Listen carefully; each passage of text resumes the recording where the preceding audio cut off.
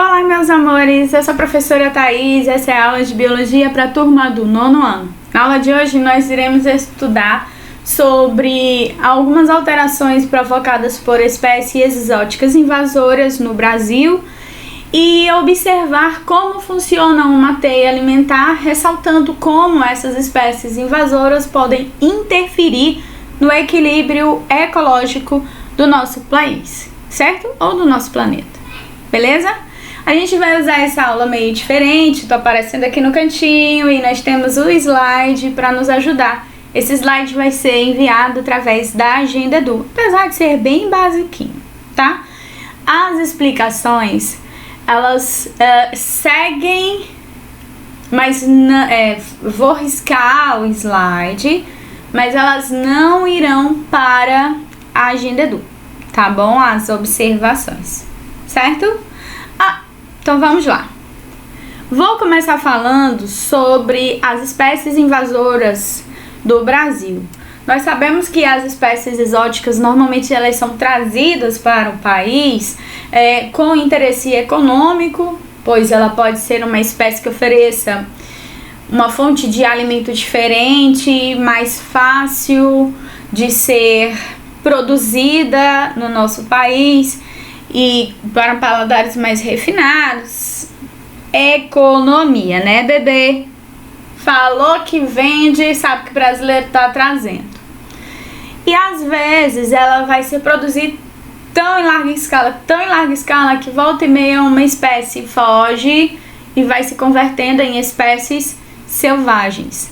Como elas não vão ter competidores nem predadores, vão se reproduzir em larga escala e vão, quando se encaixarem em uma teia alimentar, prejudicar os seus concorrentes, porque vai ser mais forte, mais violento. Então, melhor evitar que tenham esse contato.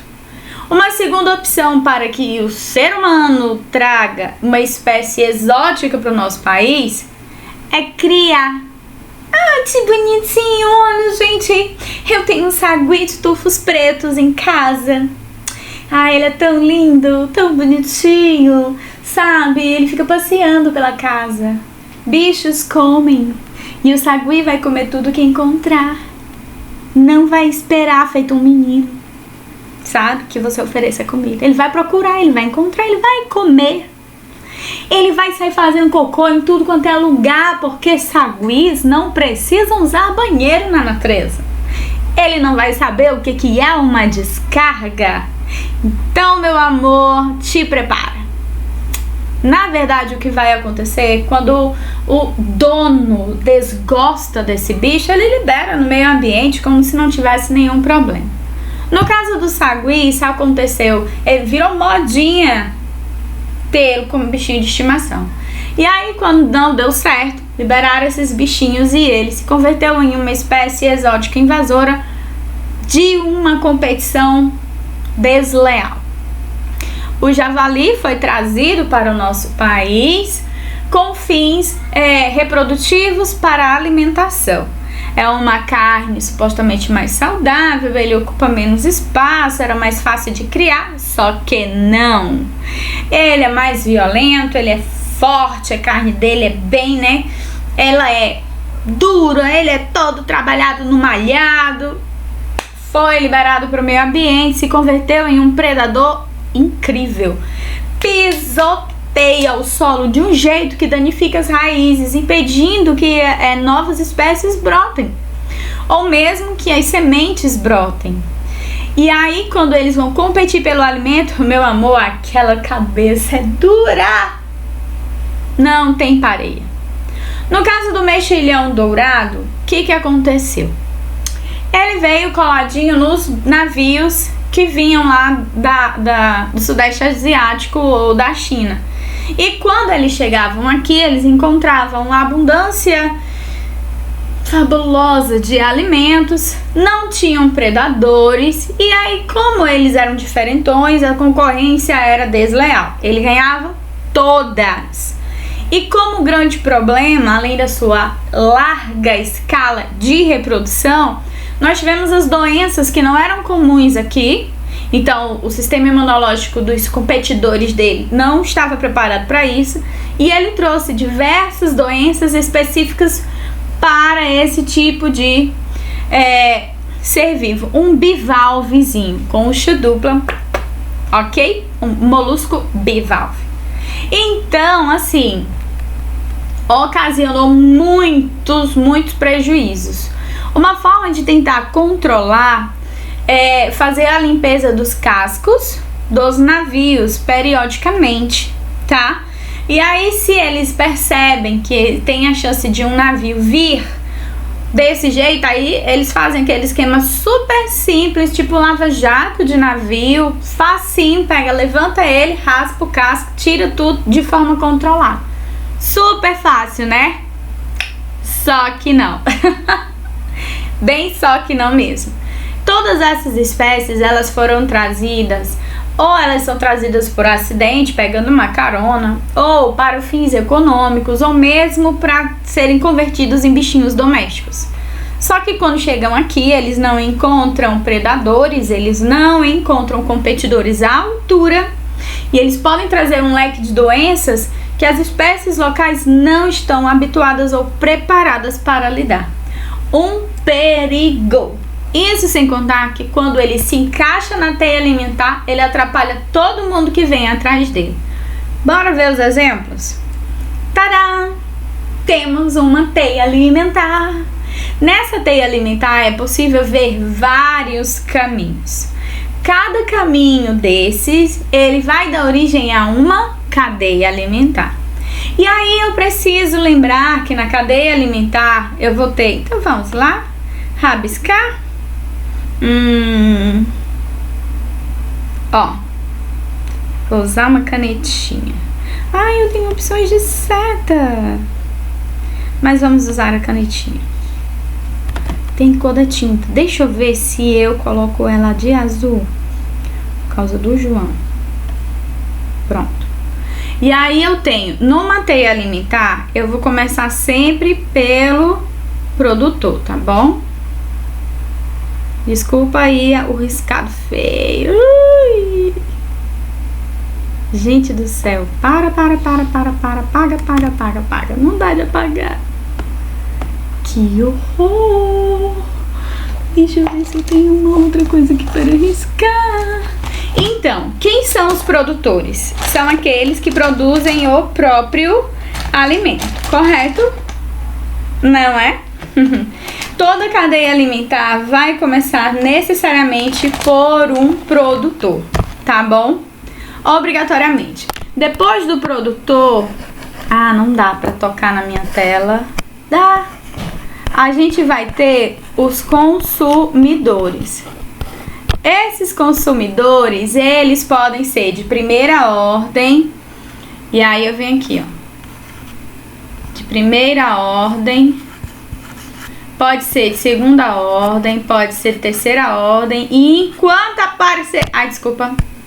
E enquanto aparecer consumidor, a gente tem essa classificação.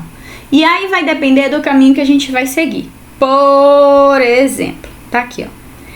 Essa galerinha aqui são os produtores, correto? Cada caminho que eu seguir vai formar uma cadeia alimentar. Então vamos dizer que o rato, se a planta serve de alimento para o rato. Por servir de alimento para o rato vai ser o consumidor primário, tá bom? Isso porque ele comeu a planta. Se eu seguir o caminho do sapo, o rato serve de alimento para o sapo. O sapo vai ser o consumidor secundário ou consumidor de segunda ordem. Seguindo o caminho lá para cima, o gavião, ao comer o sapo, vai ser o consumidor de terceira ordem ou consumidor terciário, tá? Primeira cadeia alimentar dentro dessa teia. Se eu seguir outro caminho, e eu posso fazer isso, a planta serve de alimento para o rato serve de alimento para o sapo serve de alimento para a serpente. A serpente vai ser a consumidora de terceira ordem ou consumidora terciária. A serpente serve de alimento para o gavião, que vai ser o consumidor de quarta ordem. O gavião já exerce 2 papéis. Segura a informação. Vamos seguir um outro caminho? O rato se alimenta das plantas. O gavião vai se alimentar, nesse caminho aqui direto. Se nesse caminho direto, o gavião vai ser consumidor de segunda ordem, porque vai comer o consumidor de primeira ordem, tá? Esse é o ponto. Então, só aqui eu tenho que o gavião vai exercer em um desses caminhos 3 papéis. E isso é imprescindível a gente saber. Porque o mais comum em um exercício de teia alimentar é você identificar quantos seres vivos exercem mais de um papel nessa teia.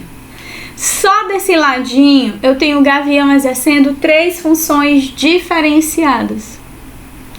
E é possível que a gente identifique vários outros no mesmo caminho. Vamos ver uma outra teia alimentar? Essa teia alimentar, ela já está organizada de uma forma diferente. Eu já tenho aqui todos os indivíduos que são consumidores de primeira ordem ou consumidores primários. E eles vão participar de várias cadeias alimentares. Ao lado deles, eu também tenho automaticamente todos já de segunda ordem. Essa tá mais organizadinha, né? Pois é.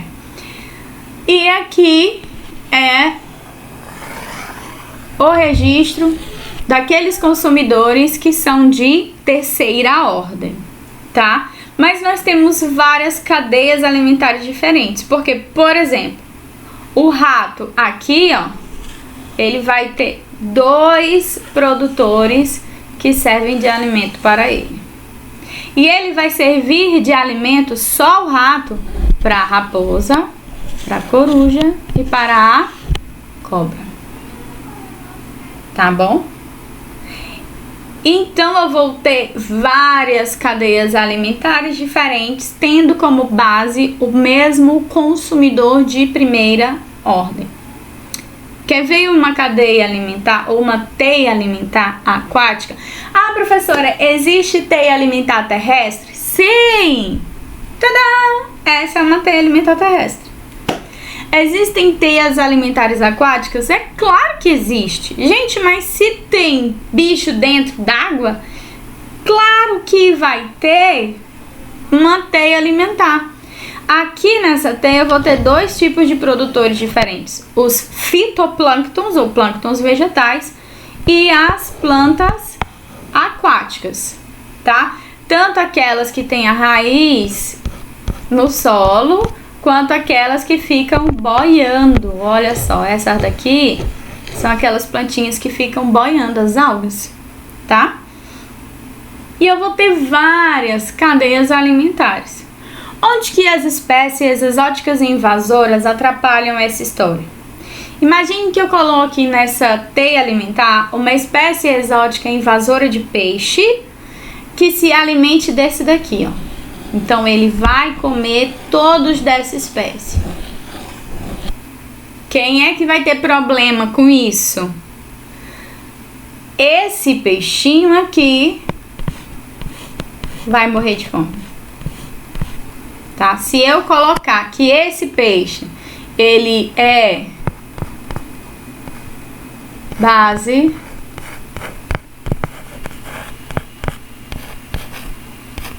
da espécie exótica invasora, eu vou ter que esse peixe aqui de cima, que é natural, vai morrer de fome. Porque ele só tem como base alimentar só esse daqui da espécie exótica invasora. Seguindo essa teia alimentar, eu pergunto: a lontra vai morrer de fome também? Será que ela vai morrer de fome? Porque se esse peixe aqui morre, eu tenho um alimento dela que já era. Não vai ter mais. Mas aí eu te falo, como é uma teia alimentar, a lontra não vai morrer de fome. Porque ela vai ter... E aqui deixa eu mudar a cor da canetinha rapidinho, só pra gente dar um destaque diferente. Eu vou botar de... João, vou botar de vermelho. Então, ó, a lontra vai ter a opção daqui para sobreviver. E ela vai ter essa opção aqui para sobreviver, tá bom? Porque, ó, esse caminho aqui, ó, ele vai deixar de existir por conta da espécie exótica invasora. Esse caminho vai deixar de existir por conta da espécie exótica invasora, que comeu única e exclusivamente esse abençoadinho aqui, ó. É aí que a espécie exótica invasora atrapalha todo o equilíbrio do meio ambiente. Porque ele extinguiu uma espécie e atrapalhou a alimentação da outra. O outro vai se virar? Vai se virar. Mas talvez ele tenha um pouquinho mais de dificuldade em encontrar o camarão de água doce ou aquele outro peixe que é maior. Entendido? Teia alimentar, cadeia alimentar e o quanto as espécies exóticas invasoras que a gente traz de vez em quando só porque é curioso pode atrapalhar o nosso ecossistema? Beleza, então, meus amores, a gente conclui com isso a nossa aula do módulo 9. Fica então a atividade desse módulo para casa. Dê uma olhada no recadinho da agenda e a gente se vê na próxima aula, meus amores. Um beijo no coração e se cuidem.